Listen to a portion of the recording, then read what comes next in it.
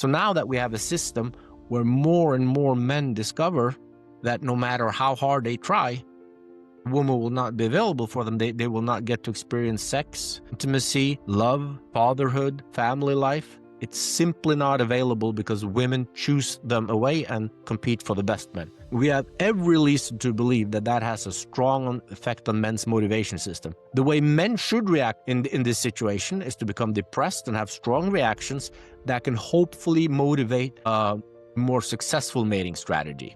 But if they experience that changes will have no effect, we would expect them to get demotivated, to pull away from society, to do less good in education, to do less good professionally, to have mental health issues, to not contribute to society, to go more to the right politically because they don't want to go to the left and contribute to society that is not giving them their most basic needs. So this new mating regime right now, we believe, is the main driver of male marginalization and ill-being. I'm Pat Tenneriello, and this is the After Peter Pan podcast. In today's episode, I sit down with researcher and author Mads Larsen to explore a fascinating question of our time. What happens when modern love stops working? Mads studies the evolution of mating through history, from the first sexual revolutions to the age of Tinder we find ourselves in, and argues that our newfound freedom may be leading us towards an existential crisis. We discuss how technology, feminism, and individualism are reshaping our modern pair bonding, and why so many men and women are struggling to connect,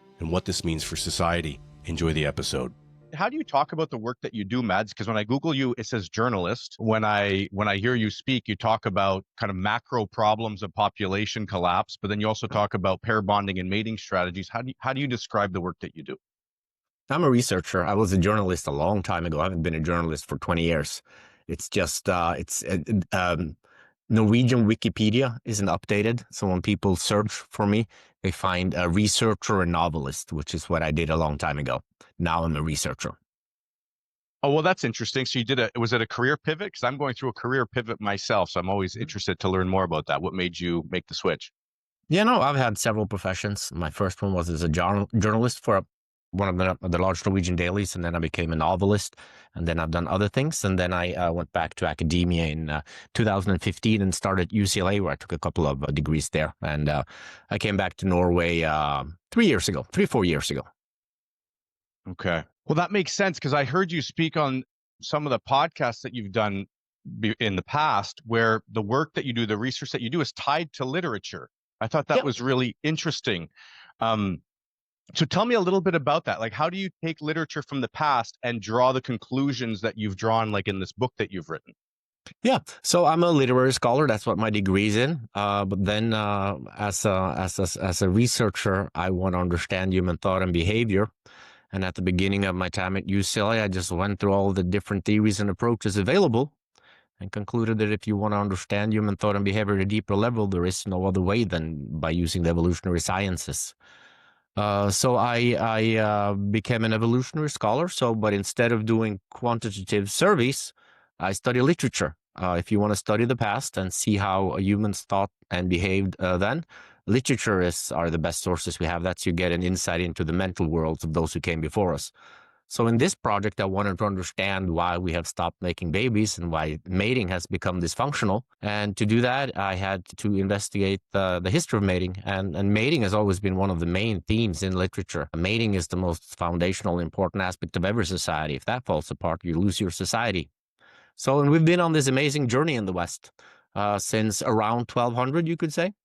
Where we've gone from living in polygynous kinship societies to becoming the people we are today, and mating has been absolutely pivotal there. So I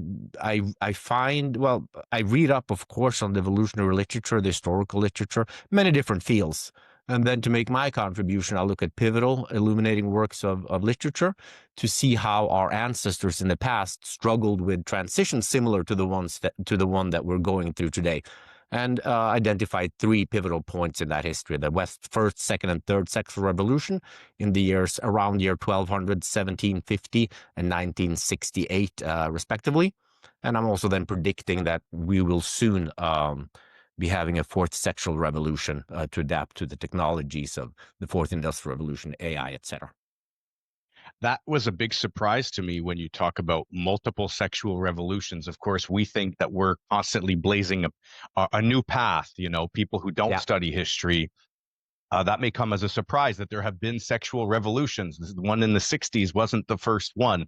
Can you briefly just mention what those sexual revolutions look like from the past and how they compare to the one that we had more recently? Yeah, so absolutely. Since the introduction of agriculture, we've always lived in tight-knit kin groups. We had to protect our fields. So we were kind of stuck with our closest kin, the closest 50, 100, 150 of our kin. And then we have to submit to the group and defend our fields. And in this society, it's very polygynous because the agriculture allowed powerful men to hoard women. So when we're hunter-gatherers, maybe powerful, resourceful men could have up to 4 women, but men have always wanted a lot. So when agriculture made that possible, some men built very large harems, leaving all the men or a lot of the men at the bottom with no women at all. And this drove instability, war, raiding. It had a lot of consequences. And then the Christian church had this very unique, eccentric idea that they should impose lifelong monogamy on everybody, even the most powerful of men. And that was the first sexual revolution around the year 1200. So there was a period before that of about 150 years of Gregorian reforms that created this new system that they then imposed on everybody. And that was the origins of modernity. If the church had not done that, you would not have a cell phone, and we would not be talking to each other from different continents today. And then to go to the second sexual revolution, so this set in motion an incredibly influential process of ever more individualization.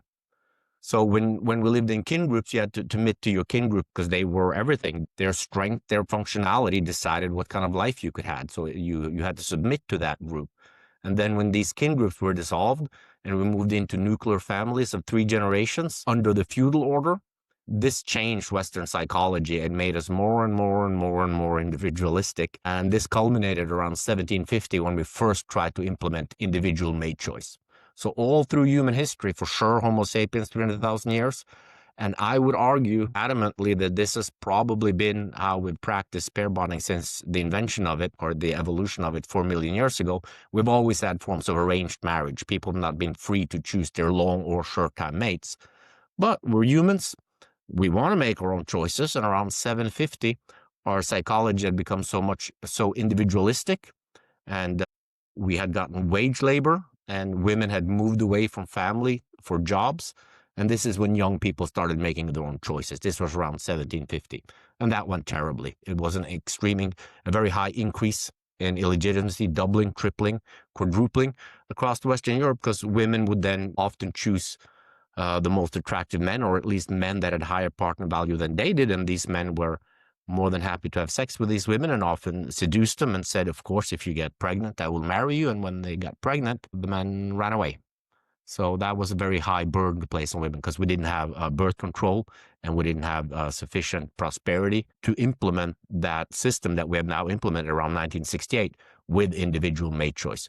Well, women are free for the first time in human history to choose their own long and short-term partners. They have birth control, which allows them to have sex with high-value men without becoming pregnant. And they now also have their own well-paid full-time jobs, so they're not dependent on men anymore. Women always needed men. Now they don't need men anymore.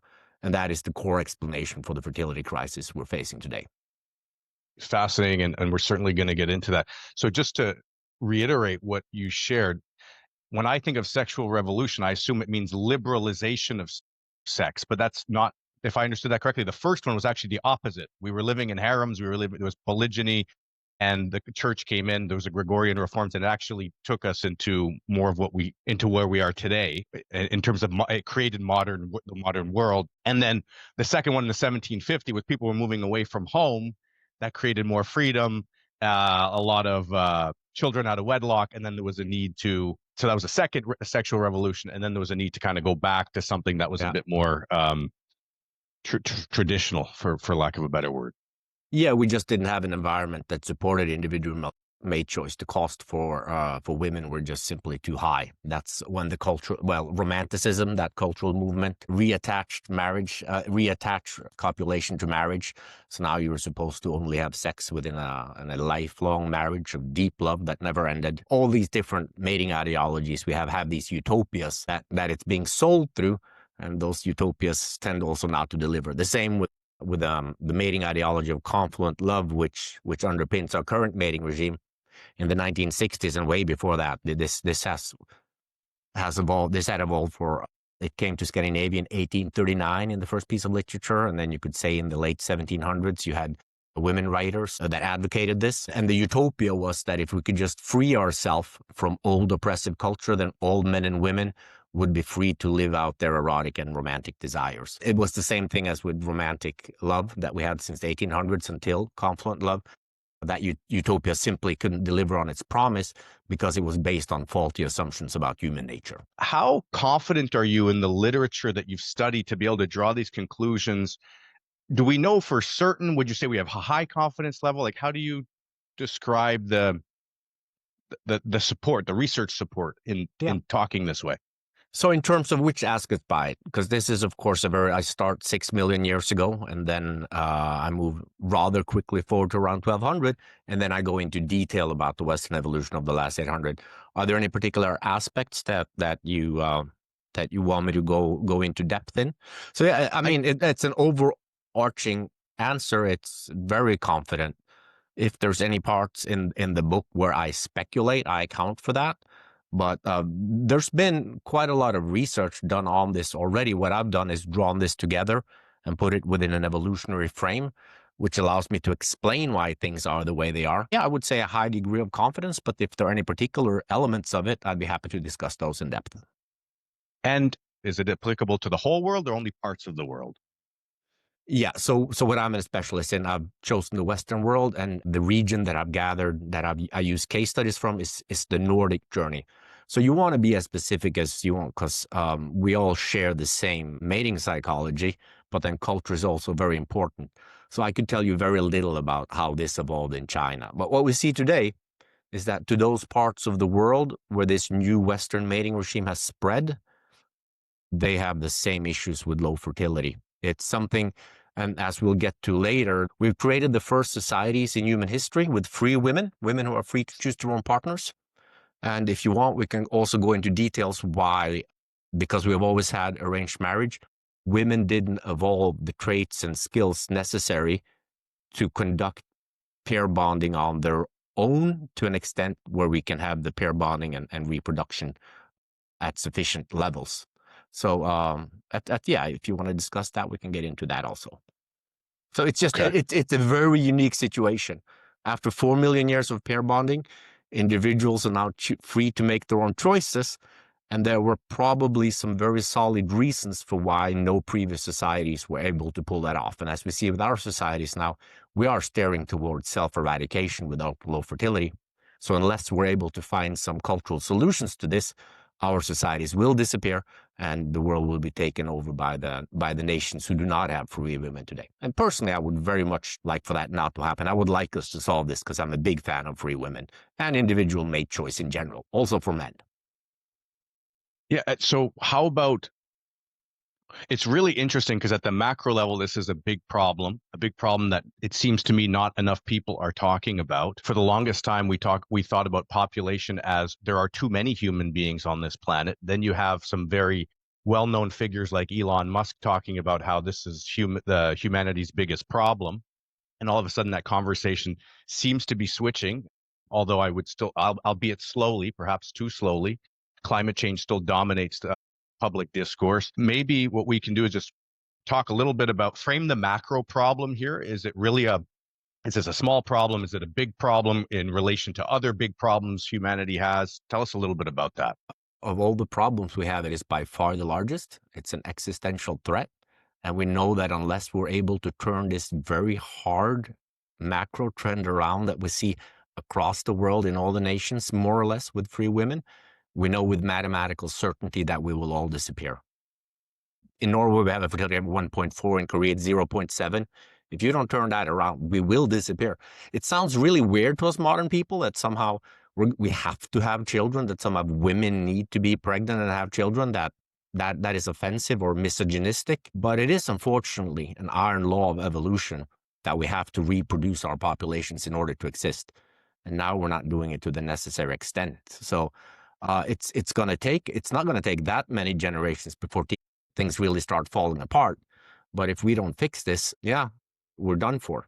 But of course, and there is 0.7 is 0.7 and 1.4. Someone who doesn't really know, like, put that in context for us, because the population of the world, as far as I know, is continuing to rise. So when does this become a problem, and how, like 0.7, what does that mean for the future?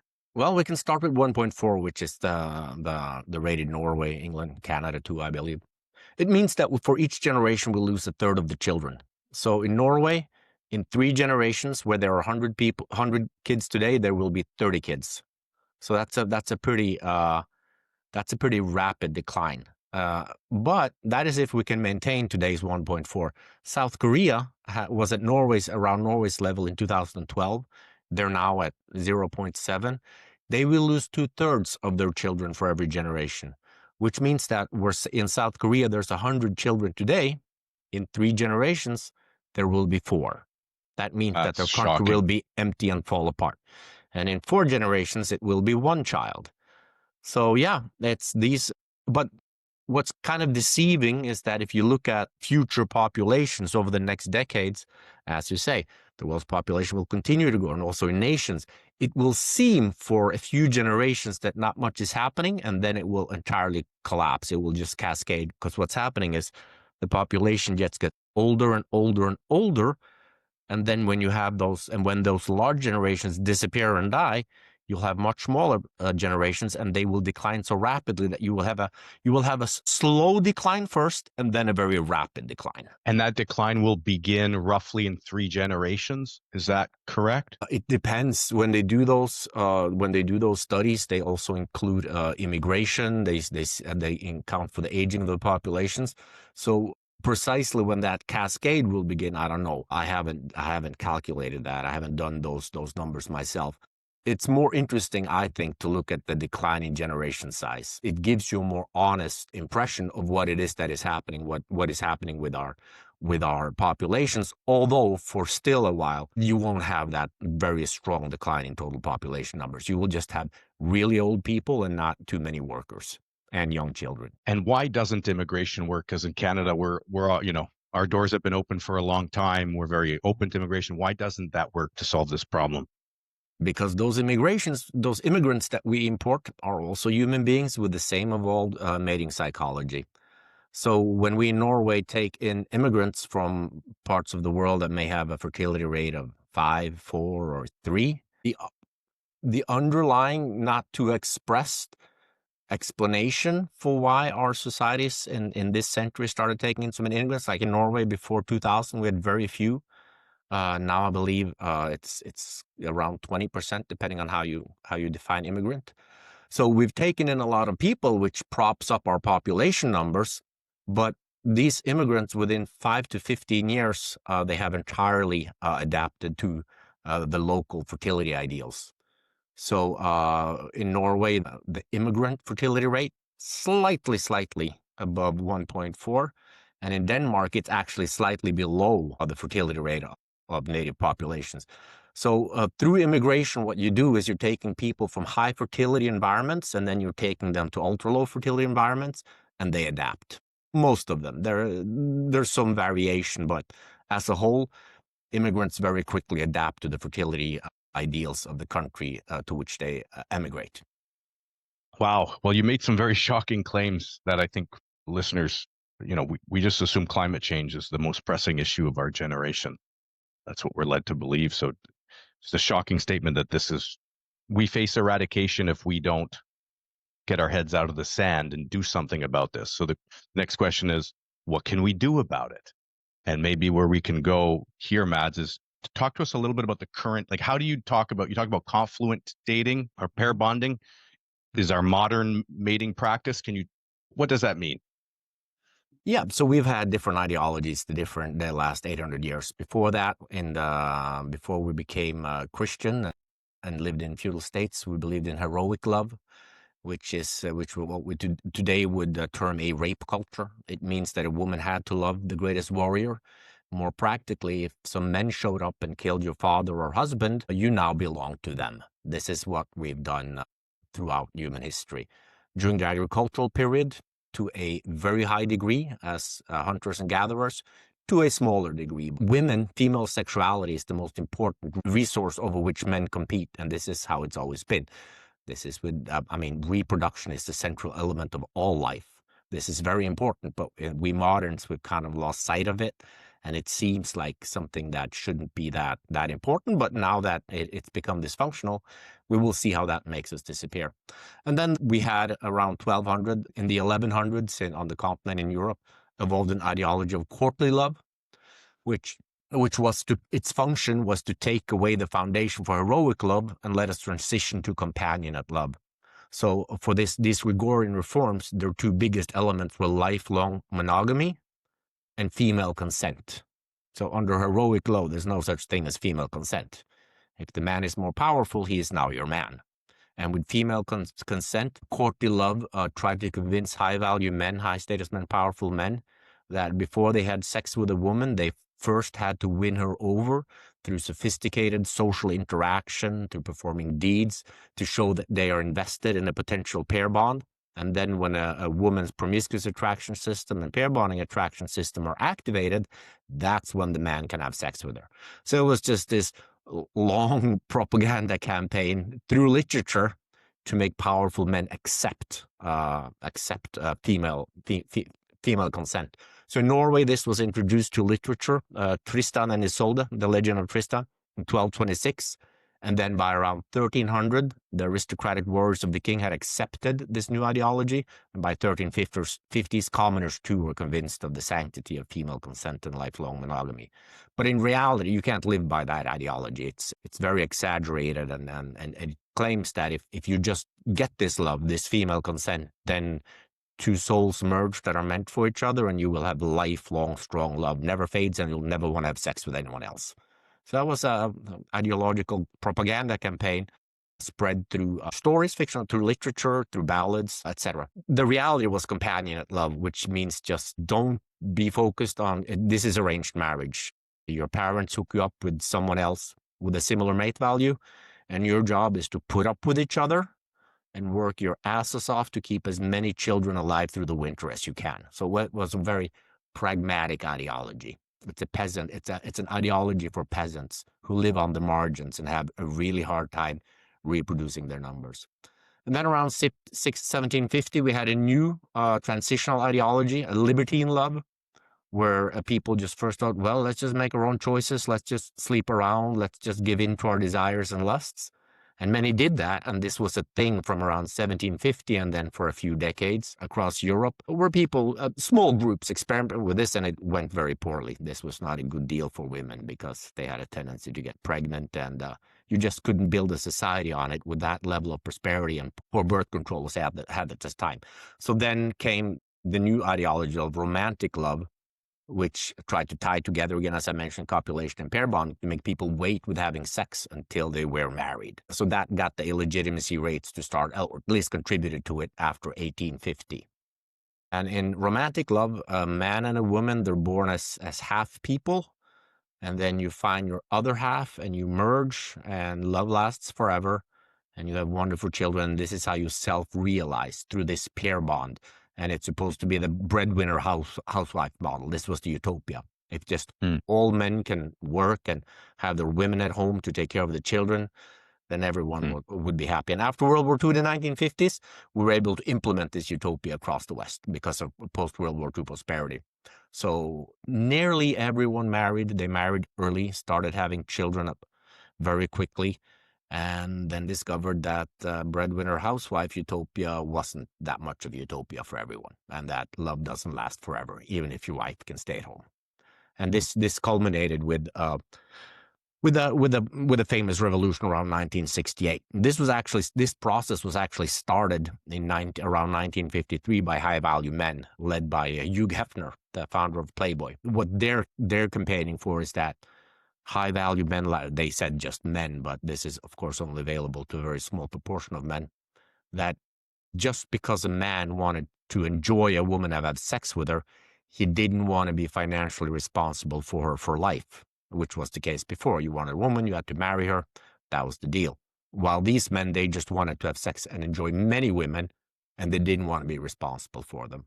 So they wanted this implementation of individual made choice on both long and short-term market. No arranged marriage, and to be free to sleep around. And this process was completed with a feminist breakthrough of 1968. Women also made this case that they want to choose their own partners. We want to be free to do what we want. And this was facilitated by the prosperity that made people afford to be single, and the birth control, the pill that allowed people to have sex without getting pregnant. And very quickly, already in the early 1970s, there was a counter-revolution by some women who discovered that this isn't what they wanted at all, because these high-value men that they were sleeping with and falling in love with, they were available for sex, but not for pair bonding, and that didn't feel good.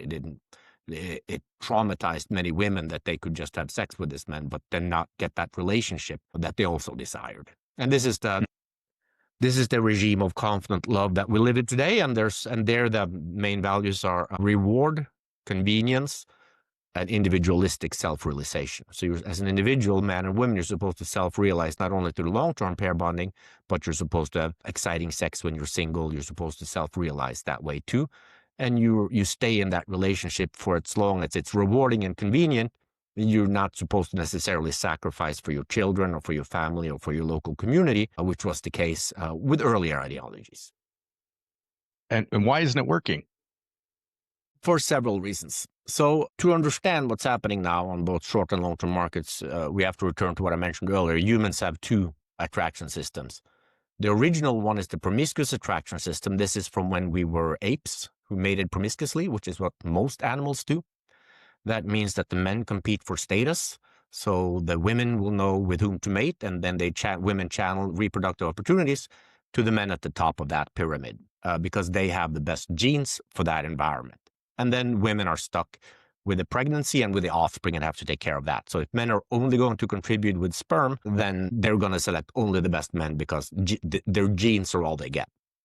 And then 4 million years ago, we evolved a pair bonding attraction system because our offspring became more and more dependent. So it became highly beneficial to have parental cooperation. So instead of having the males just spend all their resources competing for sexual access to women, if they spend their resources on the offspring and the pair bond, you can have fancier children. They can have a longer developmental period. They can be more complex. There are important sex differences in these two attraction systems. So for men, their promiscuous attraction system is very inclusive because they are only contributing sperm. So the more women they have sex with, the higher their chance of leaving a large genetic legacy. A woman can only have sex, a human woman, every 9 months. She can have a pregnancy, and in reality back then, the mating cycle was 3 to 4 years. So her priority, just sleeping around with a ton of men, wouldn't benefit her.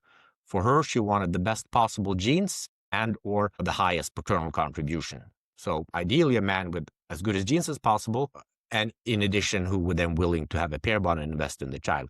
So women's promiscuous attraction system is very discriminatory. There's only a few men women want to have sex with if it's just promiscuous sex, while men typically want to have sex with a fairly large proportion of women.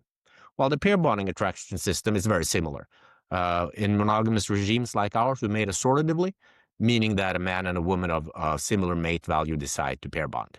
What the problem was after 1968, the utopia was if we just take away all culture, everybody can live out their erotic and romantic desires, but that's not the case. What you get instead, when it comes to promiscuous mating, that means sleeping around without being in a relationship, women are primarily drawn only to the most attractive men.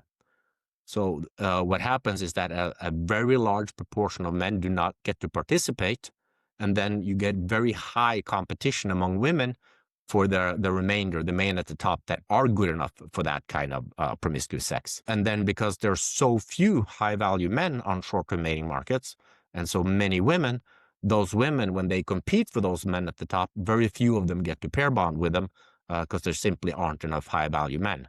And this is what you've seen play out throughout the 70s, 90s, and today. And it's on steroids with Tinder. The large majority of men are discarded and get very little attention and very few opportunities, while there's enormous competition among women for the very best men, those who trigger both their promiscuous attraction system and their pair bonding attraction system. And this has had detrimental consequences for pair bonding. The main driver of low fertility of this phase, we've had decreasing fertility in Norway since 1790, but for the last decades, the main driver is the reduction in pair bonding. The single rate just increases and increases and increases. It started around 1980, both in Norway and the US.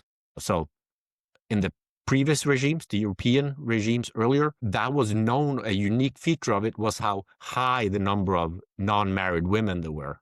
And that number was 10%. Yeah. Around 10%, which was very high. In Southern Europe, where you didn't have a stricter system, typically 2 to 5% of women were unmarried. So, but now, as it has increased, so in Norway increased, say, from 24% of single of adults in Norway, 24% was single in 1980. Now that has increased to 35 to 42%, somewhere around there in the US. 42%. So it's exploded. The single women or the singles have exploded. And this is consistent with what a book here in Canada that I read on this topic, which is that the mothers are having roughly the same amount of children. It's that there are many, many fewer mothers. Yeah. So women, I mean, in Norway, women want 2.4 children. They have 1.4. Of the main drivers that is because they can't find a man who's good enough. So in the US, a number of unpartnered adults is 42. So it's about the same, a little bit higher than in Norway. And then when you look at future numbers, it just keeps rising up to 50%. You have places in Asia now where it's 50, 60%. So we're just not, women aren't able to find men that they consider to be good enough for a relationship who are willing to pair bond with that woman. So it's just a desperate competition among women for the shrinking amount of men who are good enough for them, while a growing amount of men are discarded and do not get to participate on short or long-term markets. And we know how children are made. If we fall in love, we have sex, we fall in love, we move together, we decide to have a child, and that's how it works. And if we can't pair bond, if we can't make that add up, there's not going to be enough children. And you're saying the stats have been slowly declining since 1790, but that in the last decades, it's really kind of gone off a cliff. And why do you think that is? Is it because of the technology, the dating apps, or is it? Yeah, tell me about that. So there have been different triggers and causes at different times. So what made pair bonding start mildly declining fertility rates start mildly declining over 200 years ago? There were different. So you have, of course, the decrease in mortality among babies. You have better birth control. You have prosperity. You have secularization. You have female empowerment through education. So different things have pushed down the fertility rate at different times. But in the era we're now, it's to an overwhelming extent the decline in pair bonding.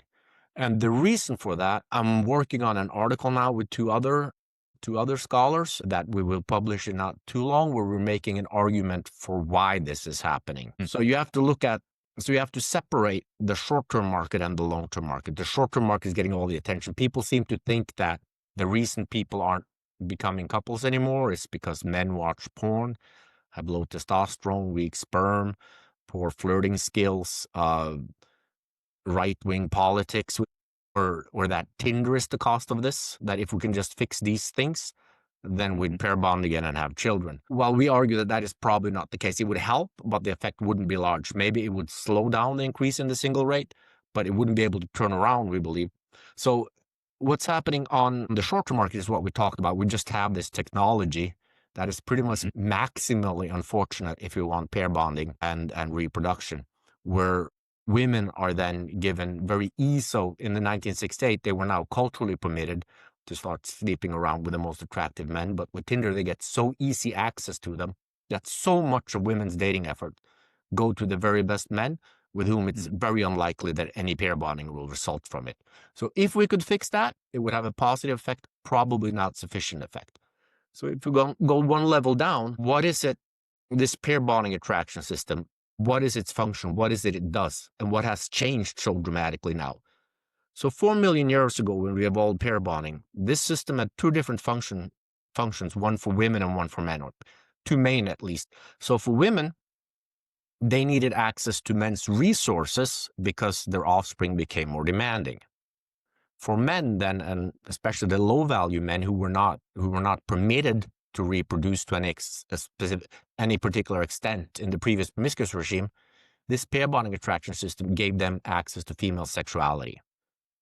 So through falling in love and having a committed relationship and staying together for a few years to the child's most vulnerable phase, men got to reproduce, which is the meaning of all life. And nothing much has changed there. Men still need women to reproduce. But for women, a lot has changed. That's why we're arguing that the main cause, if we're going to understand why we've had this massive drop over the last decades, it's because we have created the first societies in human history with free women. Women always needed men.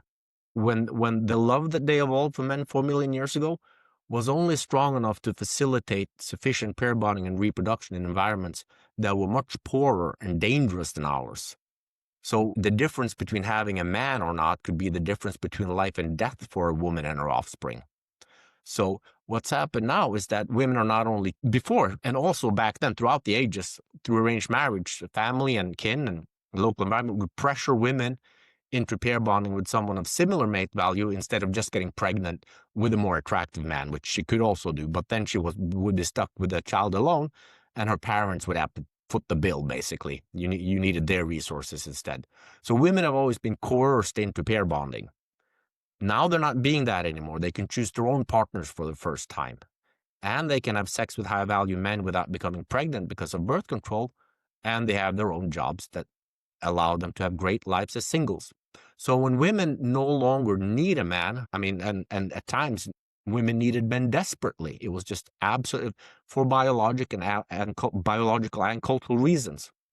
So now that women do not absolutely need a man, we have every reason to believe that biochemical algorithm that is their pair bonding attraction system will describe lower mate value to men because men aren't as useful anymore. They've lost their utility to women. And we see that across the world where nations have implemented those freedoms that women have today, that when that happens, women exclude a larger proportion of men from their pool of potential candidates and instead start competing for that shrinking group of men whom they consider good enough. Even if we fixed Facebook, we do not believe that we will be able to get the pair bonding rate up to any significant extent. Maybe a little bit, or maybe we could just slow the decline.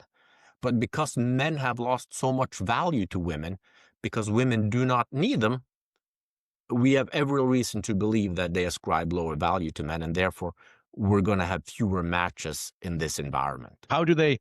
You talk about attractive men, and in the modern system of apps, like there's not a whole lot of information there, right? They look at the guy. Is it at that first initial phase, is attraction, is it still socioeconomic, or is it this is an attractive man with big muscles and I'm going to swipe right and I'm going to try and connect? Like what is attraction right now in modern dating habits? Yeah, so that's what I mentioned earlier. Tinder is almost maximally unfortunate if you want pair bonding. Women aren't the sex that is most that assigns most value to looks, for instance. Men is more. Women are looking for resource signals. Men are looking more for fertility signals, which is youth and looks often. Women on Tinder, because they have such an incredible demand for their sexuality, that they have to filtrate on something. So when the average woman goes on Tinder, the first thing she does is to filter away 95% of men. They do not even get to talk to her. They're gone. So most of them are gone, but do we know what they're filtering away? Is it pure? Yeah, so women have to filter on something. Women aren't that obsessed with looks, but they have to filter on something, and what they have are images. So women are pressured here just to get rid of much of that demand. It's by eliminating 95%, they're not saying that, because a woman who's average should be interested in 50% of men because those are at her level or higher. So by eliminating 95% of them, she's not consciously saying that 95% of men are trash or not good enough, but you can't chat with all of them. You can't meet all of them. You have to filtrate based on something. And this is just a very visual technology. So because it's so visual and women have so much demand, the first thing they do is get rid of 95% of men. And then in the chatting phase, they get rid of 98%. And then when they meet them, another filtration happens of 80%. So it's just because there's so much incredible demand for women and men try so hard, women have to be very discriminatory. You see then there's especially one study that I think is interesting in terms of how this technology so strongly appeals to women's promiscuous attraction system. So most women are there to find a partner, a boyfriend. But the way the technology works and with that high demand, they become very focused on looks and they became very discriminatory. So when one dating site asked people, men and women, to rate people of the opposite sex, men's evaluation distributed across a bell curve. Some women were awful, some women were incredible, but most women were in the middle. It's pretty much a perfect bell curve. When women made their evaluation, more than 80% of men were below average attractivity. And that is an indication that we're onto something in terms of what I mentioned earlier. The women are simply assigning lower value to men because they don't need them anymore. So if they're going to pair bond with someone, it has to be someone who is good enough, someone who activates their attraction systems. And there's just not enough men who do that anymore. That's why we're seeing this terrible decline in pair bonding. Maybe I'm naive, but could it also be that in those apps, like you say, it's all images and women don't value those images? So could it also be that if there was information on the career choice, on something more of substance in the profile, they might be more likely to swipe. They might have more of a reason to want to connect with more than 20% of what they're seeing. Well, so some apps have tried that. There are more text heavy. So one study shows that on Tinder, perhaps as little as 1% of women's attention go to the body 50% of men. And then Hinge tried to create an app that was much more egalitarian, that distributed women's attention. And there, 4% of women's attention go to the bottom 50%. So it's just really hard. There's something inherent with that technology. I mean, and what else are women? You can see what job someone has, but until you sit down and talk to someone and get to know them, and preferably over several dates, a woman won't know if she'll be able to fall in love with that guy. She could look at the photos and say, yeah, he's so hot looking that when I meet him, I might want to have sex with him. But you can't identify through an app which men have a similar partner value as she has and that she might be likely to fall in love with if she meets them. It's just the technology doesn't facilitate that. Right. So just to kind of synthesize everything you're saying, so I understand correctly into today's kind of dating world, is a large amount of women are competing for a very small amount of men. The men, they don't discriminate as much if it's short term, if they can just sleep with them. So what happens is they're good enough to go on dates, and the men will say, sure, they'll meet them. And if the woman's attracted to this high value man, they'll sleep together. And then that's all the man will want to do. He won't want to go further because he's got a huge pool to choose from. And that's where women kind of feel like, oh, well, these men aren't serious. They're just sleeping with me. They're just after sex. And so they feel disenfranchised with the whole system. And the majority of men are getting no action and a small amount of men are getting a ton of action. Is that correct? Yeah, that's what's happening now. And it's always been like that in human history. It's that we've used culture. It's always been a foundational challenge for every human society to aid, help, and coerce women into accepting pair bonding with a man of similar value instead of going after a man with much higher partner value with whom pair bonding is an unlikely outcome. And now with the technologies and now that we've finally created societies with free women who can make their own choices, we need to also develop cultural solutions to this or we will disappear. It's just another iron law. No cultural change that sabotages reproduction will survive. So what we've done now from a feminist perspective is, in a miraculous way, we've succeeded in creating the first societies with free women. But that's only half the job. Now we have to find a way to combine having free women with having sufficient reproduction, or all our nations will disappear. And then there won't be any free women. So it's a lot, like you said earlier, people are hesitant to talk about the fertility crisis. I know among non-evolutionary researchers, the demographers, etc., that work on this in Norway internationally, it was a puzzle a long time for me. Why are they not sounding the alarm? And what I eventually found out after talking with quite a few of them and pushing them on this is it's for feminist reasons. Because they know that the reason, a main driver, is that we have free women. And if that becomes known, then those freedoms may be threatened. Like one, she was a top bureaucrat working on this, and I was in a debate with her. And then I asked her, because she didn't want to, this was not negative. That would be a political question. A researcher can't say if self-eradication is negative, could be good. And then ask her, but can you just look at the audience and confirm the numbers to them that with the current fertility rate, in 3 generations, we will lost 70% of the children? And she did that, to my surprise. And then she turned to me and said, you can't portray this as such a negative thing. Then you give the power to the right-wing forces. So women are, with fairly good reason, afraid of losing their freedoms if we talk about this. And I've seen many debates and comments on social media where a lot of men and women now want to take away women's freedom, undo feminism, to save us from self-eradication. So it is a genuine threat. But if we don't talk about it, we know with mathematical certainty that the nations with free women will disappear, and then there won't be any free women. The fertility belt we have today with nations that reproduce extends across Africa, the Middle East, and a few countries further east, where they have a very different view on free women.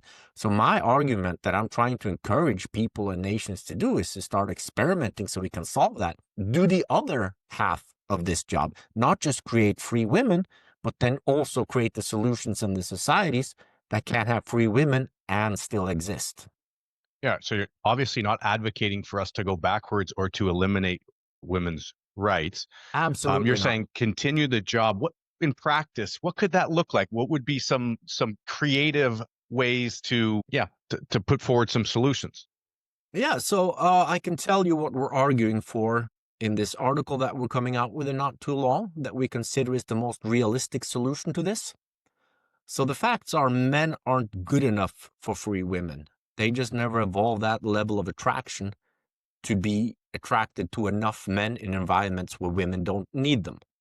So we don't think there's any realistic chance that we can get the pair bonding rate up without reducing women's freedoms. So what is the solution then? A continued move toward more individualistic reproduction. If women aren't able to find men whom they consider good enough, they must get the necessary economic and social resources for women to conclude that if they have 3 children alone, they will have a better life than if they continue as single and childless. Now, in today's environment, we can't afford this, but we believe perhaps around 2040 we can. So we're arguing that nations should start experimenting now with limited projects to find out what is required, what it is women want in order for having children alone to be sufficiently attractive. And then with AI and automation and robots, we may live in societies around 2040 that we're able to implement this, because we're going to the biggest cultural revolution, on a technical revolution, any revolution in human history. What we're in the middle of now will entirely and dramatically change our societies. But as we go through this, we have to think about what kind of societies do we want on the other side, because they will not create themselves, we're creating them. And our foremost priority should be to create a society that facilitates efficient reproduction. And that means that we have to create a society where women feel supported economically and socially, so that they know that they will have better lives if they have children than if they don't. And that's a big challenge, but that's, as far as we can see, the only alternative to stripping women of freedoms and making them dependent on men again, so that their pair bonding attraction system will start being activated by more men. We don't believe that is a good solution. We don't want to turn time around and take freedom from women.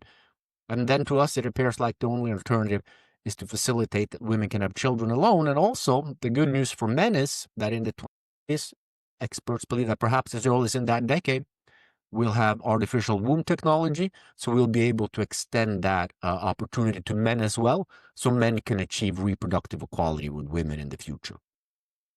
Wow. So basically what you're saying is individualism is not going away. We don't want to remove rights. What we need to do is facilitate ways in which people can have children on their own. Yeah. We should still try to make it easier to pair bond and encourage couples to have children, but that's not going to be enough. And this path of individualization that we've been on, say, for 800 plus years, it's not stopping. And if you look at reproduction, the child used to be the responsibility of your tribe as a hunter-gatherer, well, or of your forager band. And then in the agricultural era, it was more the responsibility of your tribe. You had many people taking care of the children. And then after the first sexual revolution, 3 generational nuclear families. After the second sexual revolution, 2 generational nuclear families. So we have a trend toward ever more individualization of reproduction. So our argument here for what could be the best solution in the future is a continuation of that trend, where it's made more of an individualistic responsibility, but through automation, AI, and the sustainable abundance that we'll hope to have in the future, we can create societies where we can afford to implement those solutions that will be necessary to support women and then also men in having children on their own, but within strong social networks where they get what they need. Yeah, because I think the alarm bell, when I hear you say that, I think that research shows that children raised in a stable family with a father and a mother are have a lot more better predictors for life's success than if they were to be raised by a single mother or a single father. Yeah. Growing up with a mother and father is great. All children should have that. If children could, they should also have a support community around them of family, kin, and friends. Growing up in a social setting is healthy. But if the alternative is self-eradication, maybe we can compromise and allow and facilitate that more people have children on their own. But to create, for instance, we're arguing that there should be created apartment complex dedicated to this, where women, where the needs of women and children are centered. So let's say there's going to be a childcare available 24 hours a day. So if women want to go out and party or go on dates or have fun or travel, they know there's always someone there to watch their children. So it doesn't affect their lifestyle so much. But we don't know what the right way of doing it is. That's why we're arguing for these experiments, that we should try something, see if it works, improve it, try something else. By the time 2040 comes around and we can afford to universalize this, we know more about what women need in order to conclude that having children on their own is a really good idea. Got it. And correct me if I'm wrong, I've seen in some of your academic papers that there's also been this idea of polygyny as a way to increase fertility. Yeah, I published a paper in 2023 where I made an evolutionary argument for polygyny to counter the demographic collapse, but it was never meant as a realistic good idea that I wanted countries to implement, because it would take too long time to change that culture. But I mean, if women, we outlined something else, and this was like, if women want to share men, the high value men, they should be allowed to do that in polygynous relationships. Today we have a de facto polygyny, temporal polygyny. In Norway, it's very common. If you're a high value man, you have a couple of children with your first wife, then you leave her, you find a new girlfriend, and you have 1 or 2 children with her, and maybe you go on a third round as well. So we're already recycling the high value men that are good enough for women, but that breaks up families. So if women themselves want to share these high value men in larger households, we should be open for that. But the first sexual revolution put such a dark stain on polygyny, something humans have always practiced, that to go back to that, it would just take too long. I think it would take generations for that to stick again. So I don't think that is an effective, good solution now. But of course, if women want polygynous relationship, they should absolutely be allowed to have them. We should not prohibit if they want to share the best men instead of being with low value men. Okay.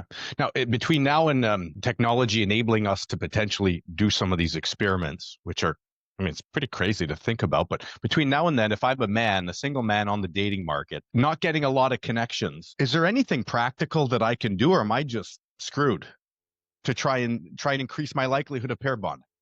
Yeah. So now we're going to the individual level. So I will say, on the macro level, no, low value men are screwed. It's only going to get worse in all likelihood. This process is just continuing. So, I mean, the bottom third of men, or the bottom half, or however you want to conceptualize it, the bottom 80%, whatever your goals and standards are, at the bottom, it's just going to get worse. But of course, on an individual level, men can succeed. And I mean, an individual can pull themselves up and do a lot better, even if the bottom quartile will remain the bottom quartile. But for a man who hasn't succeeded, say a man with a median man today, if you're in the 50th percentile, which, I mean, isn't that bad? You're better than half the population. But you're in a tough position. That means you'll probably never sleep much around.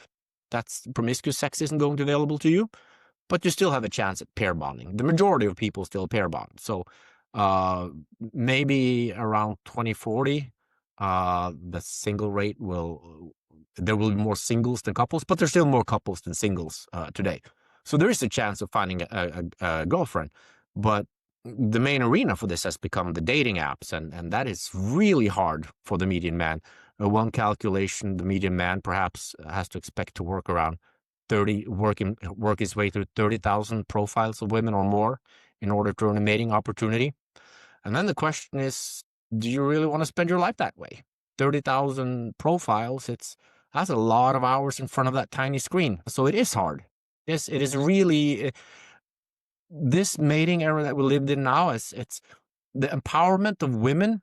Feminists like to portray that as good for both men and women. And in many regards, it has. Female empowerment has been great for also men in many regards. But female empowerment required a marginalization of low-value men, because it was between the first and third sexual revolutions, it was such a unique period when the church imposed lifelong monogamy on everyone. Never happened before. And that meant that pretty much any man who survived the pestilence, war, and famine got a woman. Before that, they didn't. Those were polygynous societies where the men at the top took so many of them. So this is a return to what is more normal for Homo sapiens, which means that after 1968, low-value men has got it harder and harder, and that is not likely to stop anytime soon. So yeah, as societies, we should develop more sympathy for them, but also not delude them into thinking that there are any quick fixes that will allow them to escape that very marginalized situation that they are in now when it comes to mating. Well, that's it. I mean, we ridicule the term incels. And when in fact, perhaps this is a marginalized group that deserves some support and some compassion. And then I know that you've also termed a word for the female version of that, and you got some pushback. Tell me about that. Yeah, so I published an article last year with a colleague, Leif Kinnair, where we illuminated the plight and compared the plights of men and women that we refer to as incels and insinks. So incels are involuntary celibate men. Insinks are involuntary single women. So the men who are excluding from both long and short-term mating, they are incels. And women who have abundant access to the most attractive men for dating and sex through Tinder and other apps, many of them become instincts because they don't get relationships. And that can be very traumatizing. And it would seem from an objective perspective that incels have it worse. One of the, I analyzed a piece of Swedish literature to illuminate how instincts, how the instinct problem plays out. And there the female author, she wrote an autobiographical book, partly autobiographical book about her experiences with Tinder. She went on Tinder to get a boyfriend. Yeah. And in two years, she had sex with 50 men, and not a single one of them invited her on a date number 2. And she gives very good descriptions of how, yeah, for men who sit at home in front of their computer and face nothing but rejection, that's tough. But she went out, she met these men, she exposed herself, she told them everything, she planned the future, she got naked and had sex with them. And when they were done having sex, many of them would just ask her to leave. Others would ghost her later, and none of them asked her for a single date. So it's a very personal, it's a very personal rejection, and it can be very painful. So I want to just jump in there, Mads, because I've heard you tell that I guess it's a book that she published, and that's one of the books that you've looked at. It just came out on the Netflix version. Just came out a few months ago. In the book, it's a lot fewer. She doesn't specify it there. In interviews, she specified that in 2 years she had sex with 50 men. And no one asked her on a date number 2. She did go on a few dates number 2, but she had to initiate them. You would think that if you're sleeping with the guy on the first date and you do that 5 or 6 times, maybe you start thinking, well, maybe I'll hold that back. Maybe I'll wait to get to know them a little better before we have sex. She tries that because it becomes so traumatizing to always be dumped. I think it's in English called Diary of a Ditched Girl. That's the English title of the Netflix series. So she tried to do that, but when you're going after the most attractive men, you have to give them sex quickly or they will not be interested. So she experienced that if she didn't go to bed with them the first night, she didn't get to meet them again. And her intention was, if she just had sex with them, they would want to have sex with her again. And then over time, when they got to know her, they would learn that she was beautiful on the inside and want to be her boyfriend. Okay. When I hear stories like this, I think, on the one hand, romantic love, and when the church had a say, and when we were waiting a little bit more until we were in a committed relationship to have sex, the pair bonding experience, you were more likely to go to a long-term pair bonding mode. Then that's been my experience, right? Like in the dating world for a long time, I was sleeping around and not taking relationships seriously. It was a very short-term mentality. And for me to switch from a short-term to a long-term mentality took me it took a mental switch within me. It wasn't the right woman that came around. It was me doing some psychotherapy, some work on myself, reconnecting with my faith and my religion. And through that, I was ready. I was in a place mentally to be able to meet someone long term. I wouldn't necessarily say that, like, I dated some very, very attractive girls that potentially would have made great, would have had beautiful children, but I just wasn't in a mental place to have long term. So I guess I'm questioning this. I've heard you make the argument that to get to the long term, you naturally pass through the short term. But is that always the case? No, Could you there's not? great variety. There's great variety. People are different. Men and women are different, and there's also intersexual differences in terms of social sexuality. We all have our different issues, our different things we're working on, different situations. So yeah, it's not universal. Sorry, I interrupted you there. And what was the specifics of your question? I think the specifics of my question is, could a solution be, like you talked about culture, and culture really plays a big role, but could we, if romantic love, the culture around romantic love was working, couldn't we consider trying to go back to that? Or am I dreaming in technicolor? Then you'd have to take freedoms away from women. Women aren't, well, as I said earlier, what we argue is the main underlying issue now is that men aren't good enough for free women, or more precisely, not enough of them are. So we're not going to get the pair bonding up. If we take away Tinder and we go back to physical analog dating, yes. So like if Amanda Rumare, that Swedish woman we talked about, if she channels all her dating efforts at the very most attractive men, she's not going to meet a man of similar mate value that she may or may not fall in love with. I mean, it's not enough to find a man of similar mate value. You also have to fall in love with him. And that's going to take a few men. It's going to take a while before you find that guy. So if we went back to a dating where, and this is what some incels have argued, that women should not be allowed to sleep with men who have higher mate value, that women should be forced to only date men at their own level. And from a mathematical perspective, that's a good idea, but from a cultural perspective, that's inconceivable, that women should not be allowed to use the power that they have as women because of the difference between our mating psychologies to have sex with the most attractive men. So if a woman wants to spend her 20s sleeping with the most attractive men she finds on Tinder, and then has a transition where she aims her dating effort at more similar value men, then why should that be wrong? Maybe she wants to sleep around for 20 years, live life, have fun, do her things, and then find a husband and a father to her child when the time is right. Now, this doesn't work. This is driving down the fertility rate.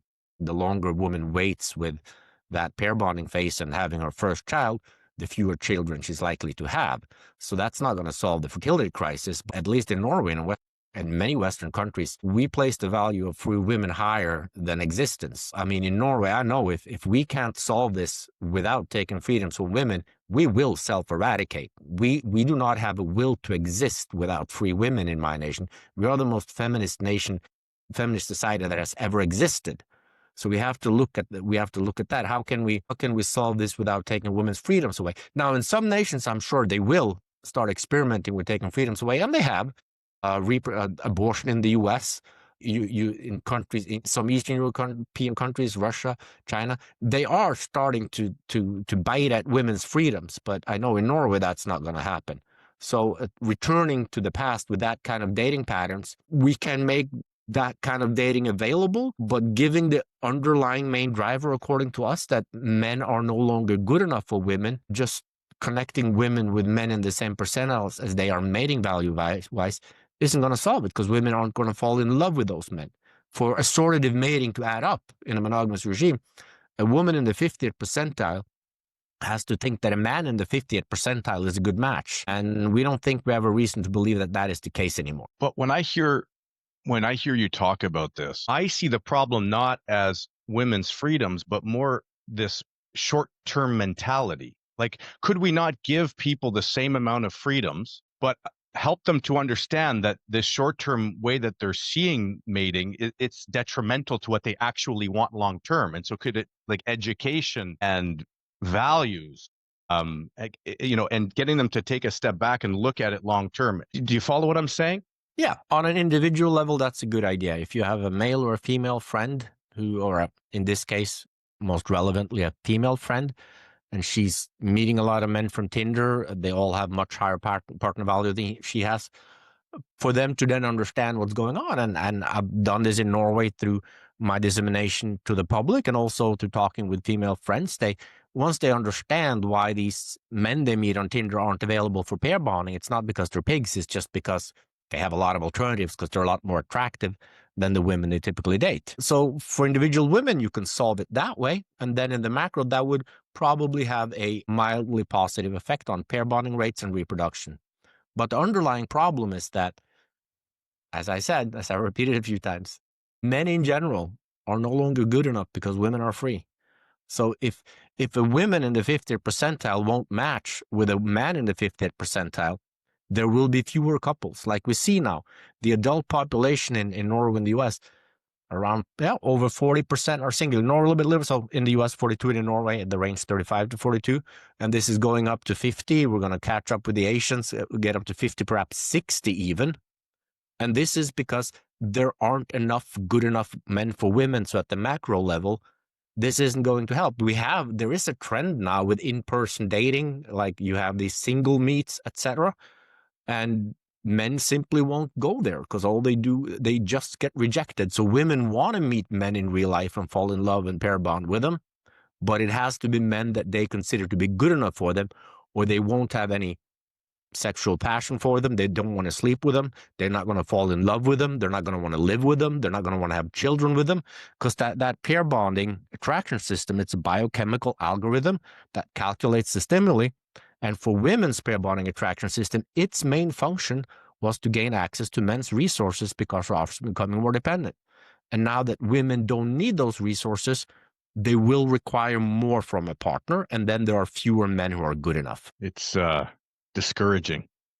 Yeah, that's why we're arguing. I mean, we don't want to argue that. We'd love to have a different magical solution, but the way we see it, more individualistic reproduction is the only alternative to making women less free. And we want to keep free women. So we think the future of pair bonding, at least in our Western nations and many other ones too, will be to facilitate first that women can have more children on their own, and then men when we have artificial womb technology. And the 2040s is because you're kind of projecting the speed at which technology is going.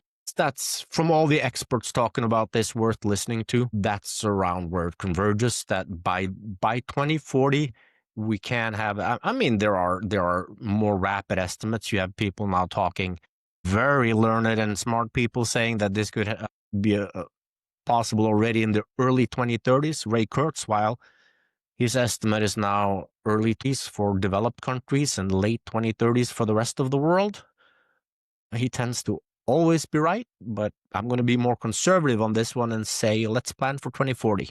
By 2040, this should be possible to universalize. And which countries are you seeing taking this most seriously? Is the ones that are being most affected, like South Korea, and which are the ones that seem to be most willing to experiment with the sorts of creative, kind of wild ideas? The ones who've taken it most seriously are what we from Scandinavia would consider the least female-friendly countries. Those who have a tradition of family values and who know the importance of reproduction. When I wrote that article about a polygyny, that blew up Spanish Twitter. In 2 weeks, it became, according to Altmetric, among the 0.3% of all academic outputs who garnered the most public engagement. And in Western, that was a little bit in the US also, but those Spanish Catholic countries that have strong family traditions, they just understand that you need children to exist more easily than what we do in the Protestant West. So you see where they've started experimenting. Hungary has done a lot. China's trying. Russia's trying very authoritatively. 2 countries have succeeded. Mongolia was on the way down, and then they reached back into their cultural tool chest and found these symbols of these powerful mothers and the value of those and got it back up. So I mean, in Georgia, they also succeeded by using their cultural legacy in a way that made people understand that they needed to have more children. Those cultural legacies aren't available in countries like Norway and the US. Parts of the US has it, but definitely not in Scandinavia. And these examples that you give, do you lump this into taking away freedoms for women? Because it sounds more like a return to tradition. Yeah, we have to remember that when I say freedoms from women, this is from Norwegian or Western perspective. If you go to Georgia or Mongolia or parts of Africa, they're not going to see their women as unfree. They have different values. They're building on different cultural legacies. And the cultural legacy is very important when we encounter new problems and we're looking for solutions. Unless they're salient, meaning that in line with what we believe in culturally, those options are not available. So in a country like Norway, where the researchers are afraid to say that this is a problem because they fear that we're going to become a handmaid's tale, that's just ridiculous. We don't have that culture here. Our most right-wing politicians would not want to reduce women's freedoms. While in other countries, it does become very culturally narcissistic when we talk about these things. So I'm not prescribing any solutions for other nations. I'm just suggesting that in Norway and Scandinavia and countries that are close to us culturally, this individualistic reproduction is the way forward, because it's just unthinkable that we will take freedoms away from women. But down the road, I believe that several nations will do that when they start to understand how grave of a problem this is. And they're going to return to a culture that is dearer to them, but that in a Scandinavian context, it's so far away in time and how we feel about it that going back to the housewife breadwinner model and having trad wives, it's just not going to happen. It's not an alternative. That's why we think continuing down the individualistic path is the only way for us. Now, there's also the issue of men's issues these days, which again is kind of a taboo topic to talk about because feminists often assume that talking about men's issues means taking away from female issues or female equality. But when you talk about how men are just not as viewed as valuable to women anymore, I think about, for example, the stats in universities that it's, women graduating from universities to men, the ratio is just totally inverted. And there are many other issues where men feels like they're falling behind. Now, could we also tackle some of these as a way to work on the pair bonding issue to try and make the men appear more attractive? Yeah, so I'll talk again from a Norwegian Western perspective, and the answer is no, not in the short term. Like I said, female emancipation required the marginalization of low-value men. And if we're going to solve the fertility crisis, if you increase the value of men, the relative value of women decreases, and that's not going to happen. So you can't lift up men and give them advantages that make them more valuable and attractive to women without making women less free and relatively less valuable to men. So that's just, in Norway, that's politically unthinkable. That would never even get promoted or suggested. So there are things you could do to make men more valuable. In Hungary, they've implemented recently, or they're rolling it out, where if women have 2 children or more, they never pay taxes. So you connect the money to the women. And this is what we do in Norway too, in a different sense. Our welfare state is a transfer from men to women. Men pay more into the welfare state than they get out. Women get more than $1.2 million from the welfare state than they pay into it. So it's a huge transfer from men to women, so women get men's money without having to sleep with them or be in a relationship with them, which frees them from having boyfriends, which increases the single rate and reduces the fertility rate. So that's not going to change. But if in a country where that was salient, you could attach the incentives to men. Don't give women money for having children.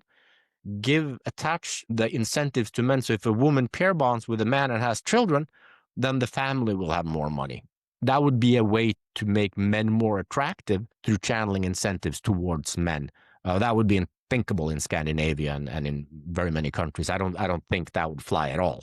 Maybe I didn't explain it properly. I was just making the case that if we advocate for men, we don't necessarily have to say women should have less, right? How would you advocate? Well, let's go back a little bit. So this article I've been talking about, it's for a special issue about male marginalization. So the subtitle is Solving the Fertility Crisis Could Require Further Marginalization of Men.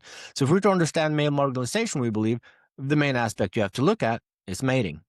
So after the third sexual revolution, after the 1960s, women become free, and they use that freedom to select away more and more men. The reason men and women exist is to reproduce sexually, which has a line of evolutionary benefits. And for men, the main point is to compete for women. Most men who lived never got to reproduce. We have twice as many female ancestors as male ancestors because most men have lost this competition. And our psychologies are strongly shaped by it. So now that we have a system where more and more men discover or experience that no matter how hard they try, a woman will not be available for them. They will not get to experience sex, intimacy, love, fatherhood, family life. It's simply not available because women choose them away and compete for the best men. We have every reason to believe that that has a strong effect on men's motivation system. The way men should react in this system, in this situation, is to become depressed and have strong reactions that can hopefully motivate more successful mating strategy. So that is when men feel bad, they lose their motivation, they're supposed to change.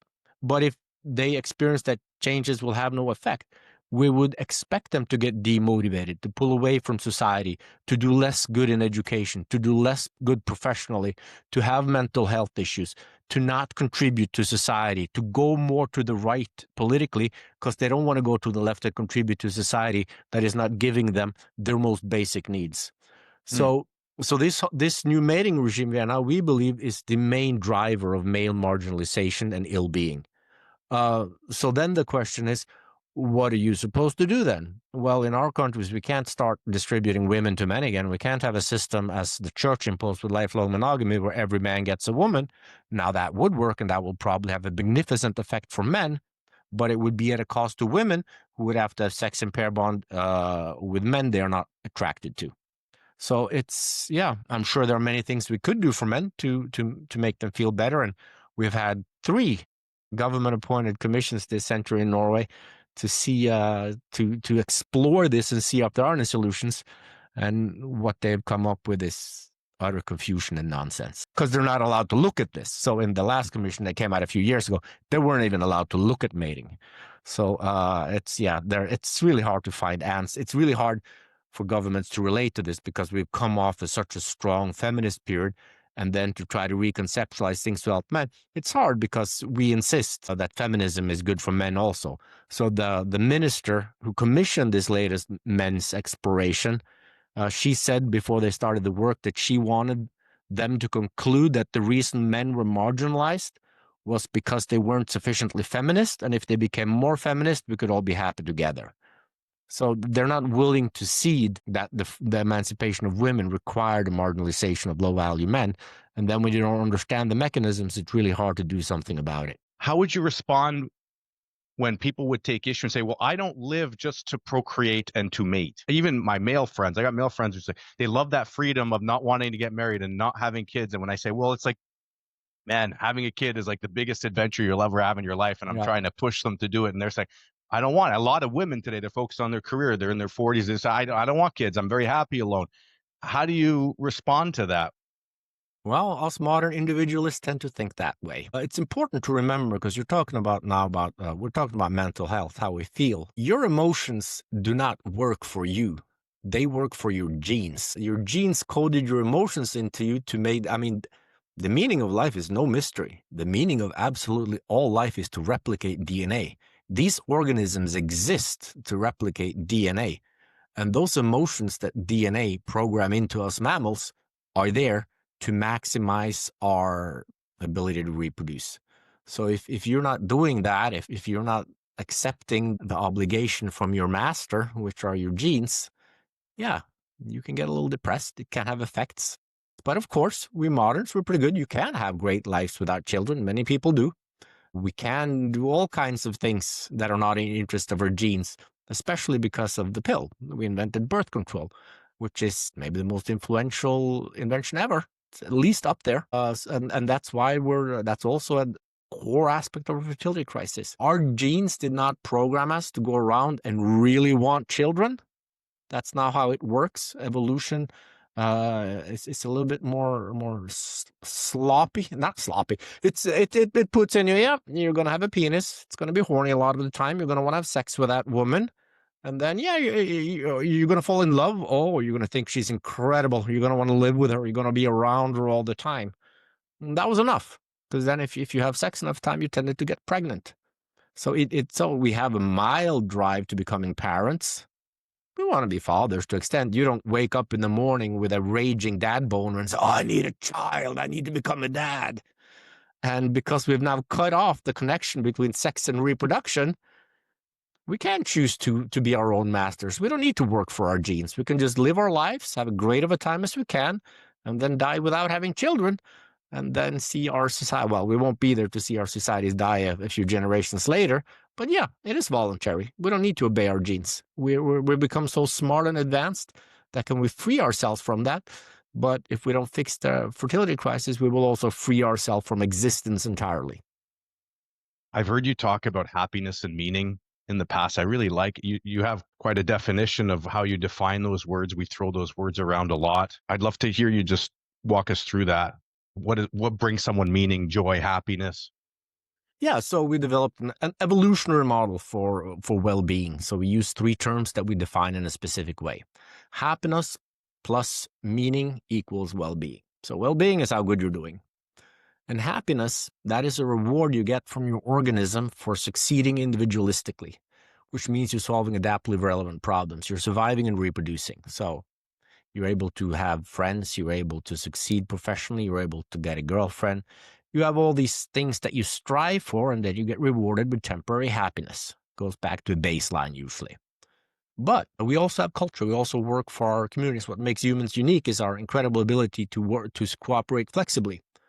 And there, our culture is then encoded in us this reward we call meaning, which is, it's not temporary. It's more of a warm feeling that lasts. So when you contribute to the well-being of others, to your community, you get this lasting sense of meaning that can contribute quite powerfully to your well-being.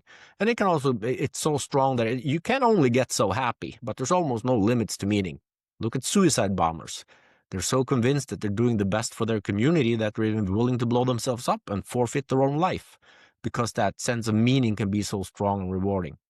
So yeah, that's just the equation we come up with. Happiness plus meaning equals well-being, just to bring attention to how we humans have two different systems. We're working for ourselves as individuals, and then we're being exploited by our community to make altruistic contributions to others, which goes against our selfishness.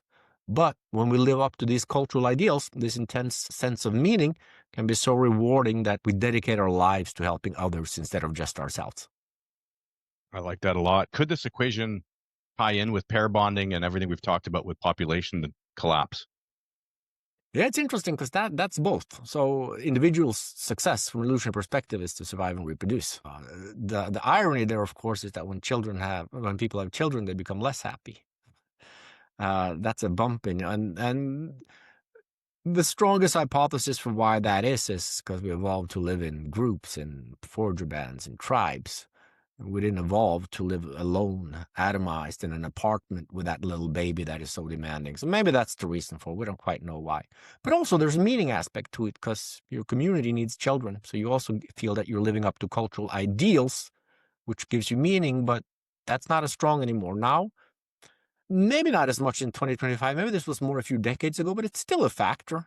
Maybe I'm wrong. Maybe it's even stronger now, but some people see parents as idiots. Why? With the concept DINK, dual income, no kids.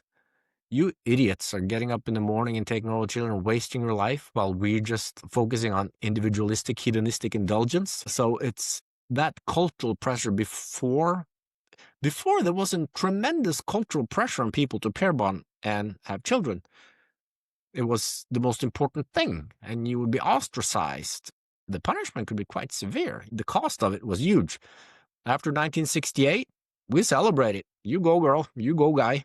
If you don't want children at all. So that having children as a source of strong meaning has been greatly reduced, which probably contributes to some extent to the issues we have today.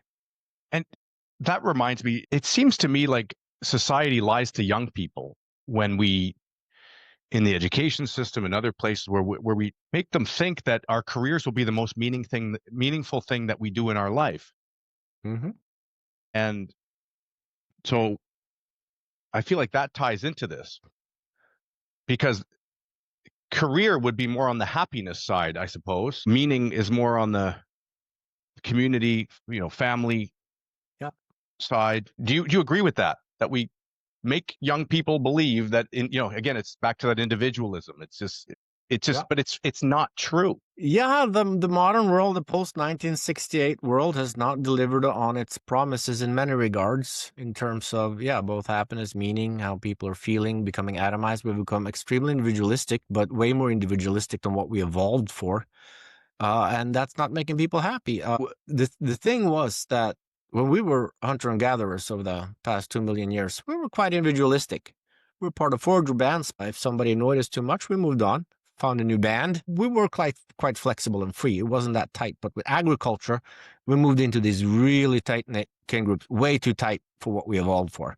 So when the church dissolved, made it not so economically beneficial. You didn't get advantages of your kin group when they did that. That society disappeared in 1 to 2 generations. People could not wait to get away from their kin. You can imagine if you spend your entire life mostly on a few square kilometers with 100 of your nearest relatives, it's going to get a little bit clammy.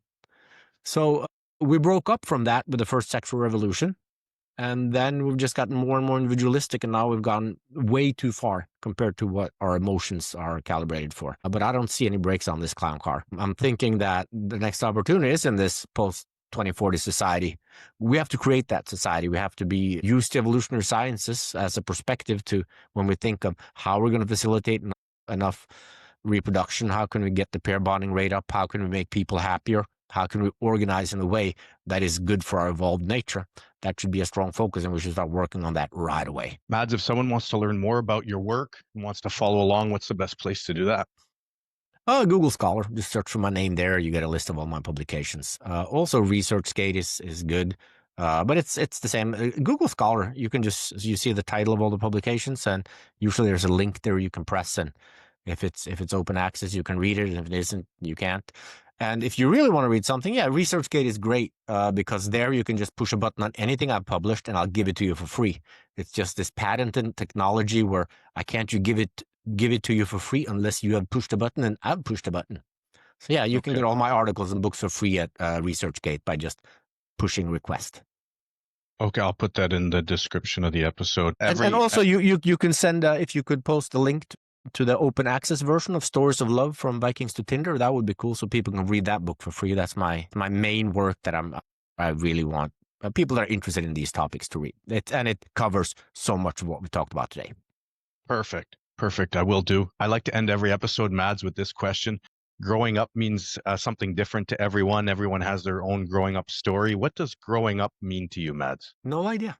Nothing comes to me. Maybe that's indicative. Maybe I'm a Peter Pan myself. Maybe I've never have grown up. So it's very revelatory that nothing comes to me. Having grown up is now you're on your own, and it's up to you to pursue your goals as best as you can, and then to, in a mature way, adjust those goals as you move on. Try to adapt to reality, accept reality. You have to like it, but accept it the way it is, and navigate through it as soberly and realistically as you can, accepting of how it works, and then adjust your goals accordingly, and know that it mostly is up to you. So my last answer was my worst of the day, I hope. Mads, I find what you're working on fascinating. I think it takes a lot of courage to have the conversation, because I'm sure you get a lot of pushback. You get a lot of people assuming that you're doing this for the wrong reasons. And so it's admirable that you have the courage to have this conversation. And I think it's a very important issue. So thank you for joining us on the episode. Thank you so much. Thank you for having me. I really appreciate it. And I enjoyed the conversation. Great, Mads. Thank you. Thank you for tuning in to this week's episode of After Peter Pan. If it resonated with you, I'd love if you could leave us a like, drop us a rating. It really helps to drive new audiences to the show. Thanks again, and until next time.